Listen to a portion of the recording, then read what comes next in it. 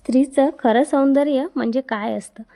आपण एखाद्या स्त्रीकडे पाहतो, ती पाहायला देखणी असते आणि आपण ती खूप सुंदर आहे असे म्हणतो. म्हणजे आपण बाह्यरूपाविषयी बोलत असतो. पण खरं सांगू, बाह्यरूपापेक्षा मनाची श्रीमंती बघा. आणि ती जर का मनाने श्रीमंत असेल तर तिच्या इतकी सुंदर कोणीच नसते. नमस्कार, मी वैशाली बांते, महिला विचार या यूट्यूब चॅनलमध्ये तुम्हा सर्वांचे अगदी मनापासून स्वागत करते. मंडळी, बाह्यरूपात वयानुसार बदल होते, पण मनातलं सौंदर्य आयुष्यभर तसंच राहते.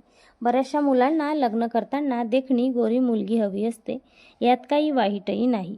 पण बाह्यरूपापेक्षा तुम्ही जर आंतररूपाला प्राधान्य दिलेत, तिच्या मनाची श्रीमंती पाहिली तर तुमचं वैवाहिक आयुष्य सुखी व्हायला मदत होईल. आंतरिक सौंदर्य मोजण्याचं कुठलंच माप नसलं तरी त्या व्यक्तीच्या सहवासातून, स्वभावातून ते कळत जाते. स्त्रीचं प्रत्येक रूप सुंदर असते. बालपणीची निरागसता, तरुणपणीचं वयात येणारं रूप, म्हातारपणाचं सुरकुत्या पडणारं रूप, असे सगळेच रूप तिचे सुंदर असतात. पण आपण स्त्री कोणत्या टप्प्यात सुंदर दिसते असं विचारलं तर सगळेजण तारुण्यात म्हणतील.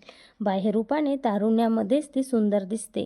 पण आंतररूपाने जर मला कोणी विचारलं की स्त्री कोणत्या टप्प्यात सुंदर दिसते, तर मला वाटते घर संसार सांभाळणारी, मुलांची आई अधिक सुंदर दिसते.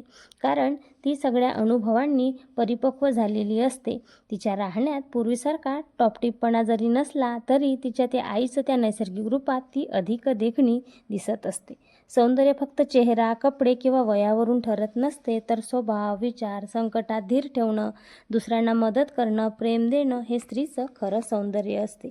पण आज काही स्त्रियांच्या बेलगाम वागण्यामुळे, स्वार्थी नीच कृत्यामुळे संपूर्ण स्त्री जातीला नावबोटं ठेवली जात आहेत. 8-10 दिवसापासून वृत्तपत्रांमध्ये किंवा न्यूज चॅनलमध्ये मुलींनी किंवा स्त्रियांनी तरुण मुलांना ज्या पद्धतीने संपवलं आहे ते अतिशय निंदनीय, अतिशय क्रौर्याचं काम आहे. खरं तर स्त्रीचं शक्तीचे रूप म्हणून तिच्याकडे पाहिले जाते, पण ह्या कृत्यांमुळे स्त्री जातीला आज नावबोटं ठेवली जात आहेत. शीतावरून भाताची परीक्षा केली जाते म्हणतात ना, ते अगदी बरोबर आहे. जी स्त्री दुसऱ्यांना मदत करते, दुसऱ्यांचा आधार बनते, त्या स्त्रीच्या व्यक्तिमत्वात एक वेगळंच तेज दिसत असते. खरं सांगू मैत्रिणींनो, स्त्रीचं सौंदर्य कशात असते? समर्पण, त्याग, कष्ट, डोळ्यातलं प्रेम, माया आणि मनातली जिद्द हे स्त्रीचे दागिने स्त्रियांना सुंदर बनवत असतात.